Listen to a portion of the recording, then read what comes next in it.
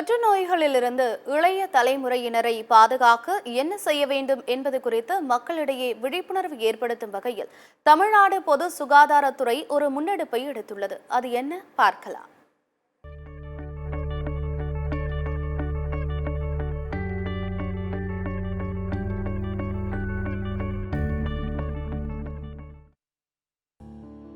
இன்றைய இளம் தலைமுறையினரிடையே நடக்கும் பழக்கம் குறைந்துள்ளது.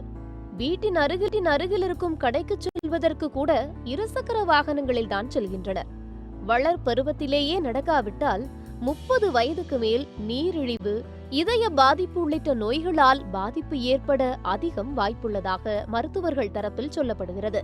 பல நேரங்கள் மொபைல் போன்களில் கழிக்கும் இளம் தலைமுறை நடக்க நேரம் இல்லை என்று கூறுகின்றனர். கிடைக்கும் நேரத்தில் நடைபயணம் மேற்கொள்வதால் உடல் ஆரோக்கியமடையும் என்பதை இளம் தலைமுறையினர் உணர வேண்டிய கட்டாயம் உள்ளது. காலை மாலை நடைபயணம் மேற்கொள்வதால் ஏற்படும் நன்மைகள் குறித்து பார்க்கலாம்.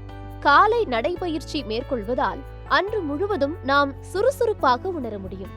இதய துடிப்பை உயர்த்தி வளர்ச்சிதை மாற்றத்தை தொடங்கும். உடலில் தேவைக்கு அதிகமாக உள்ள கலோரிகளை குறைக்க காலை நடைபயிற்சி உதவுகிறது. காலை மேற்கொள்ளும் நடைபயிற்சி இரவு நிம்மதியான தூக்கத்திற்கு வழிவகுக்கிறது. காலை நேரத்தில் நடக்கும் பழக்கத்தால் நமது உடலுக்கு தேவையான சூரிய ஒளி, புதிய காற்று போன்றவை இயற்கையாக நம் மனதையும் உடலையும் உற்சாகப்படுத்துகிறது. சுறுசுறுப்பாக இருப்பதற்கும் உடல் ஆரோக்கியமாக இருப்பதற்கும் காலை நடைபயிற்சி உதவுகிறது. மாலை நடைபயிற்சி மேற்கொள்வதால் நாள் முழுவதும் நாம் வேலை செய்துவிட்டு மாலை நேரத்தில் மேற்கொள்ளும் நடைபயிற்சி அந்த நாளுக்கான மன அழுத்தத்தை குறைக்கிறது. தீவிரமான அல்லது நீண்ட நேர நடைபயிற்சியால் உடல் எடை குறைப்புக்கு வழிவகுக்கும்.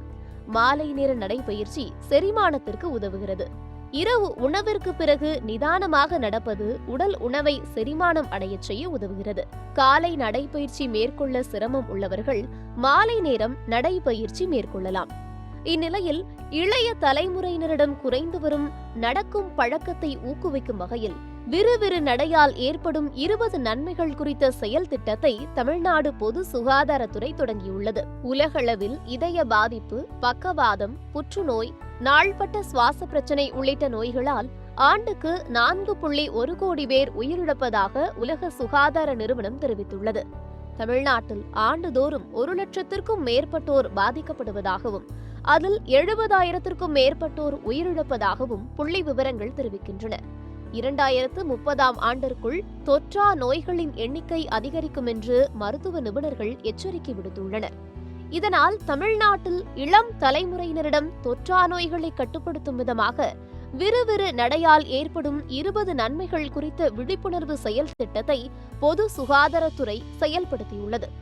விறுவிறு நடை இதய நோயின் அபாயத்தை குறைப்பது, உடல் எடையை பராமரிப்பது, மன அழுத்தத்தை குறைப்பது, உடல் ஆற்றலை அதிகரிப்பது, மனநிலையை மகிழ்ச்சியாக மாற்றுவது, இரத்த ஓட்டத்தை சீராக்குவது, உடல் பருமனை குறைப்பது, நுரையீரலின் செயல்பாட்டை அதிகரிப்பது உட்பட விறுவிறு நடையால் 20 நன்மைகள் கிடைப்பதாக தமிழக பொது சுகாதாரத்துறை பள்ளி, கல்லூரி மற்றும் பொதுமக்கள் அதிகம் கூடும் இடங்களில் விழிப்புணர்வை ஏற்படுத்தி வருகிறது.